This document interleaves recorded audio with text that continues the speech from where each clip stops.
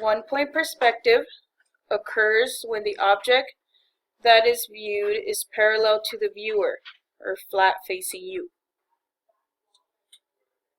So can somebody recognize what this picture is? What is this picture of? Train tracks, right? You see how the train tracks look like they're, like everything surrounding it looks like it's coming to a point?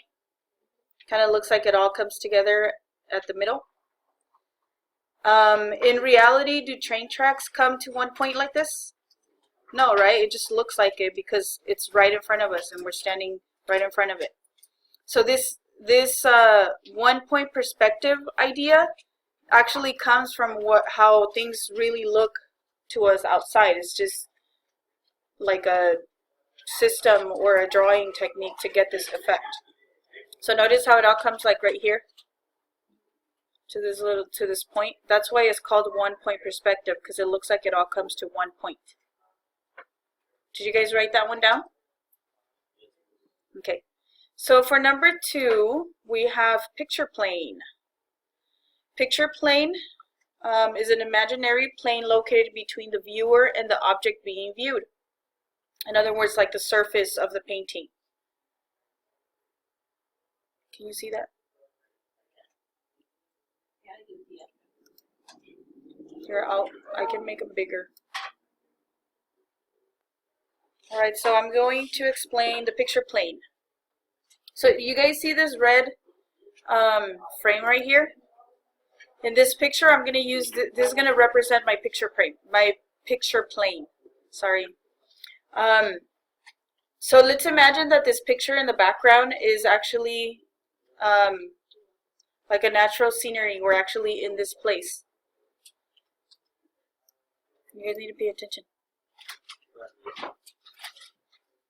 So the picture plane is like, it's like a limit or like a frame that kind of gives us like a limited view of what we're looking at.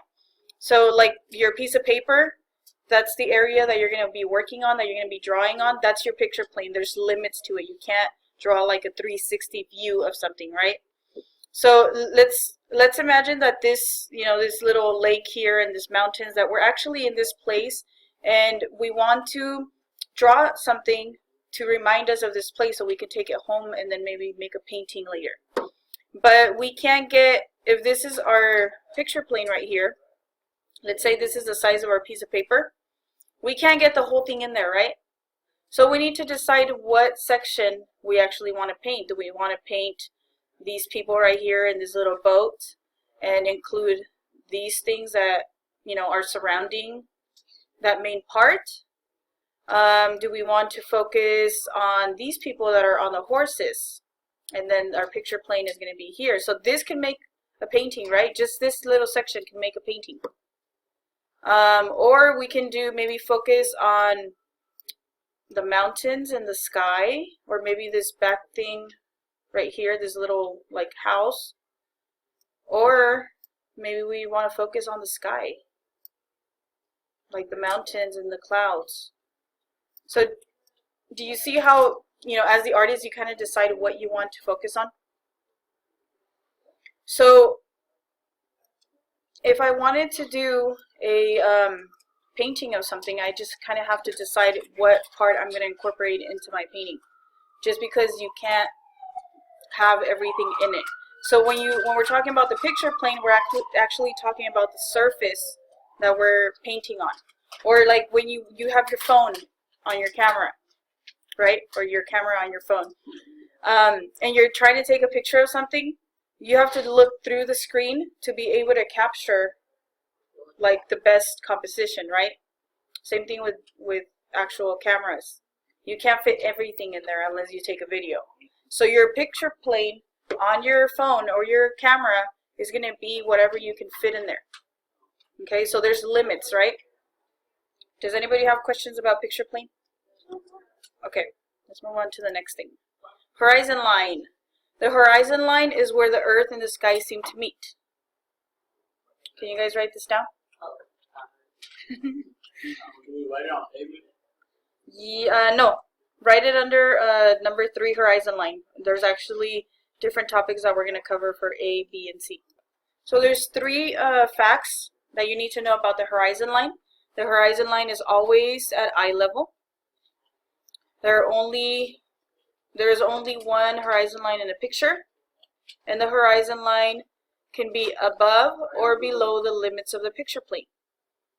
So the next thing is a vanishing point. The vanishing point is the point on the horizon line where receding parallel lines seem to meet. It's the point where all the converging lines meet.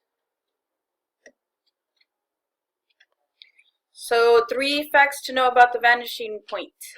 The vanishing point is always on the horizon line. So write that one on A. Number 2 is the vanishing point does not always have to be within the picture plane. And number 3, there may be more than one vanishing point in a picture plane. There is always one vanishing point for one point perspective. Converging lines are diagonal lines that define the edges of an object and meet at the vanishing point.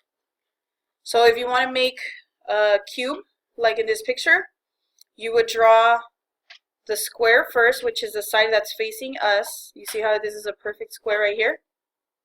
And then I would line up my ruler on each of these corners and then line it up with the vanishing point, which is here on the horizon line.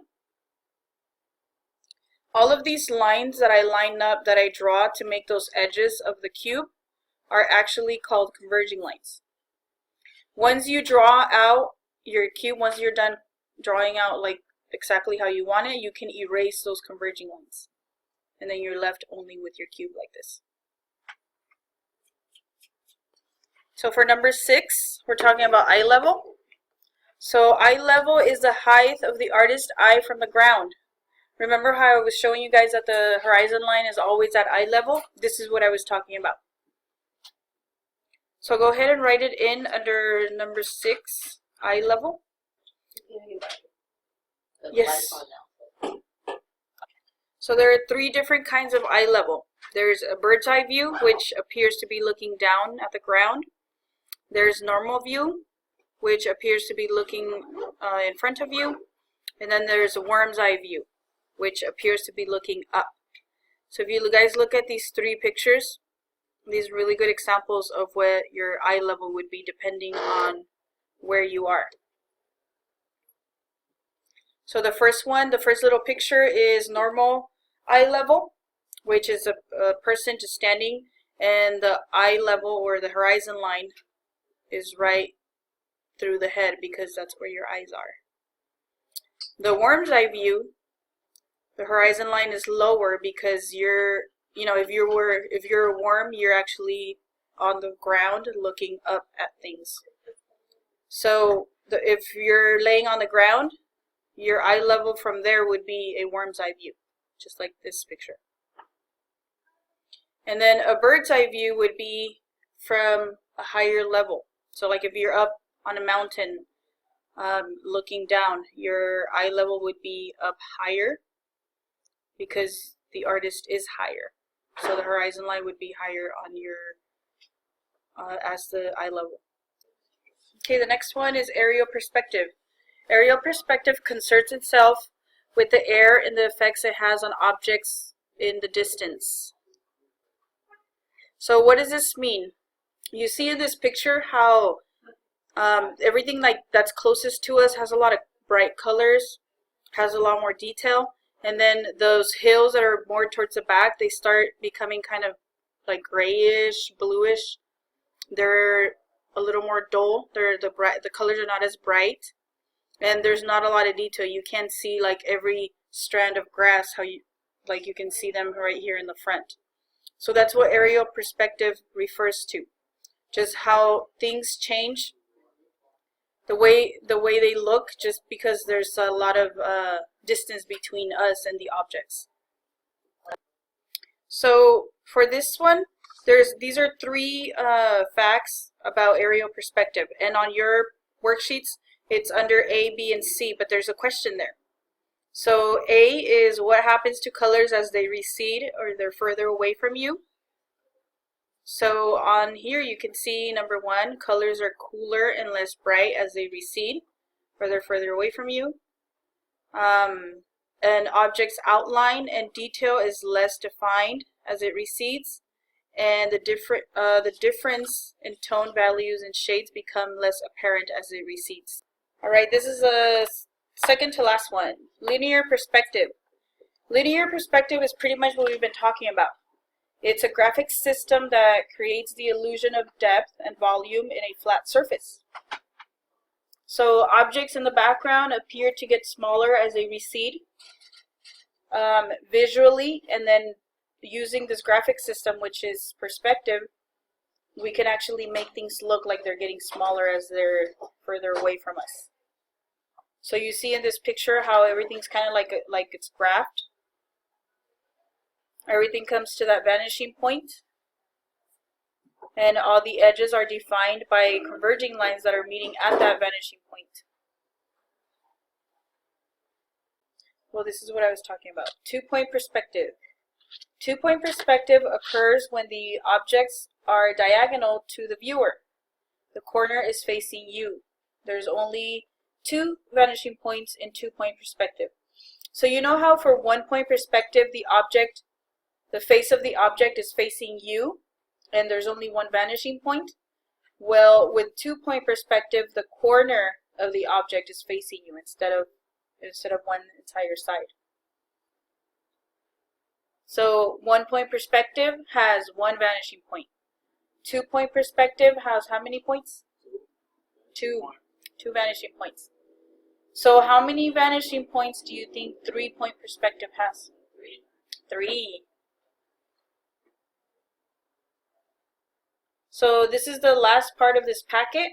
On the next part, we're gonna practice drawing boxes in one-point perspective and in two-point perspective, which is what I'm gonna show you guys next.